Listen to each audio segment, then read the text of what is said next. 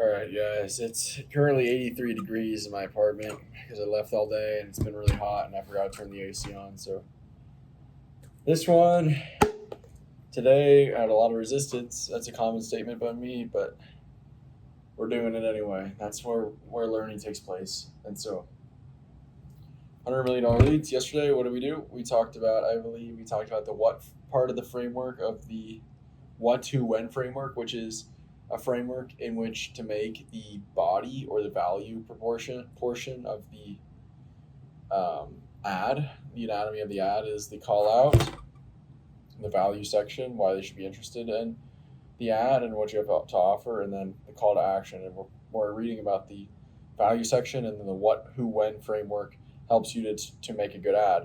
And basically, a good ad is one that gets people to take action. Well, what gets people to take action?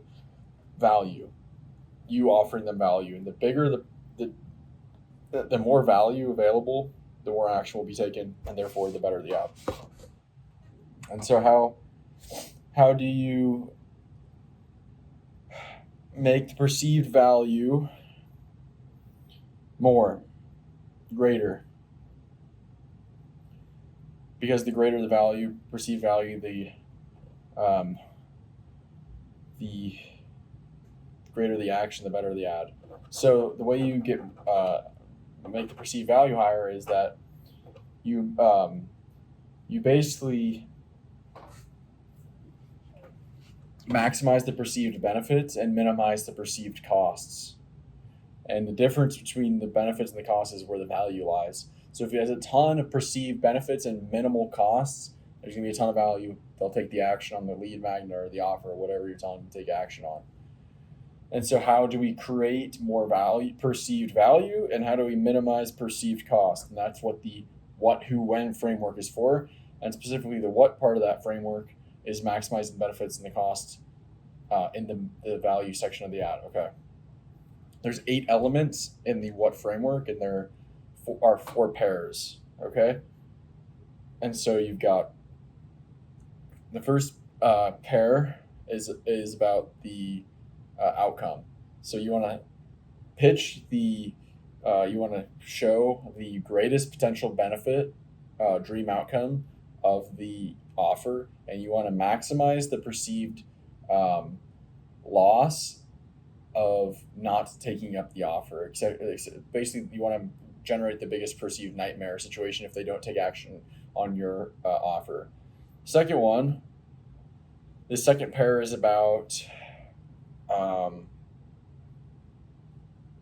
So we just said the dream outcomes.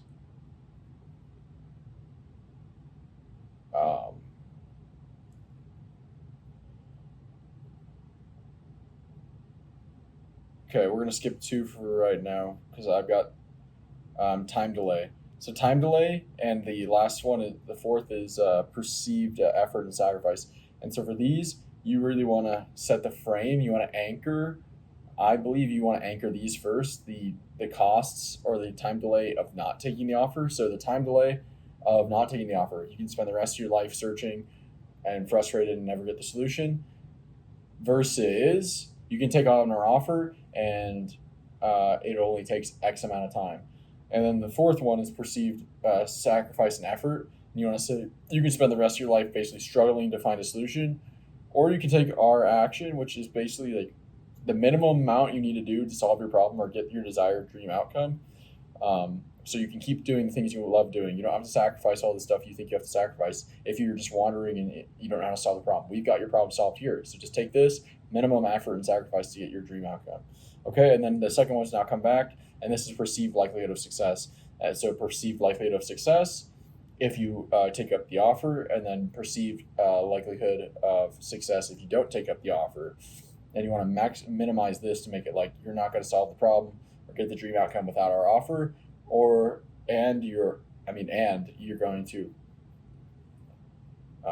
have a very likely chance of getting what you want if you buy the product. Okay, that's the what framework, and I believe that's basically what we did yesterday. Okay. Yep. Yep. 8 elements. Yep. Yep. Okay. Pretty good.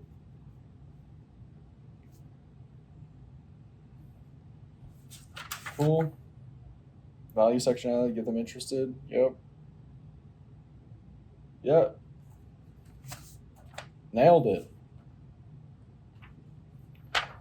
Nailed it all. Now it's time to read about the who section. And so that's what I'll do. I'm going to read about this who section, and then I'm going to active recall. So I'll be back in a few minutes. All right, the who section of the what, who, when framework. This who section is basically about two people, two groups of people. One, your customer, and two, the other group of people in their life that are giving them status for having bought your product. And so basically he says, we're all humans are status driven, whether you know it or not. They love to tell the story to drive home this point, as he didn't tell this story this time, but I think it was Russell Brunson, is like his wife said she was not status driven. She would never want to drive a Lamborghini. Instead, she would want to drive a minivan, which would give her more status in her group of other like new mothers as being a good mother and or whatever, The Lamborghini doesn't give her status in her social group. The minivan does. Everybody's status driven or very status driven. And so, but that's dynamic, but yes. Okay. So once you establish that, you say, okay, your customer is going to gain status from buying your thing, or else your offer must be horrid. If you actually have an offer that's good, they're going to gain status in some way. And so you want to, in your ad, there's a lot of different perspectives you can different angles and different dynamics you can show. You're going to always be showing, the customer gaining status, but who the dynamic is with it, whether it's the customer's friends, the customer's spouse, the customer's kids, the customer's competitors, the customer's rivals, the customer's boss, our superiors, the customer's subordinates, co-workers. The list goes on. Community members, parents, everybody that's in this person's life that's going to give them status. You want to basically create the best dream outcome for using your offer or taking your offer up, and then gaining status with different groups of people and that dynamic, and that gives you many different stories, different angles to create ads off of. So that's the who framework. Pretty short and simple, sweet 2-minute recap. And now finally we're going to do the when of the what to when framework, and I'll get back to you when I'm done with that. All right. I think it's about 82 degrees in here now, so I'm a little chilled out.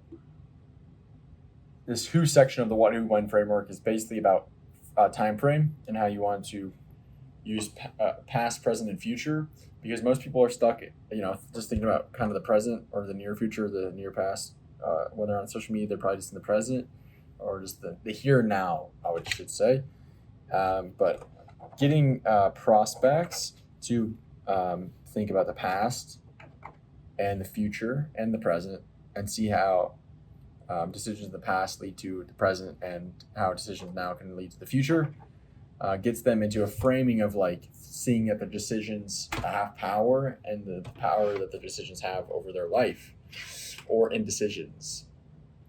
And so if we use past, present, and future about potentially the nightmare situation, and then the past, present, and future of a dream situation, we can create powerful motivators for action and decision making now, because we see how decisions shape our life. All right, that's the what, who, when framework. Blitzing today, and now I'm just going to read. Got about 3 minutes left. I'm going to read this next little section up until this pro tip.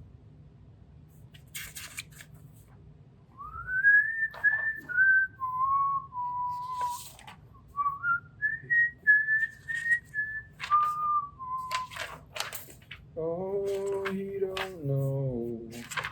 Yeah, I'm just going to read this next section. All right, I'll be back in a sec. All right, wrapping up for today. That little last section was basically A note that when we put all this together in the what, who, when framework, meaning when we put the what, who, and when together, it answers the question of why a prospect should be interested in what you have to offer. Then he has a little example of how he could write some copy for a gym ad or a weight loss ad, using the what, who, and when. And then finally, there's the pro tip box about basically saying ads should be as specific as possible without getting too long that they become less efficient. So you want to keep them concise but specific, concise, efficient, and specific. And you can use the visuals such as the scene, the imagery, the likeness. What else was there for nonverbal cues? Kind of just like the visuals of the ad, likeness, the scene, contrast. Yep, you can use these things to speed up storytelling or to imply storytelling. And yeah, that's 25 minutes for today. We've completed the what, who, when framework, and you're close to finishing the bulk of what to have in the value section to get people interested. And that's it for today. Talk to you guys later.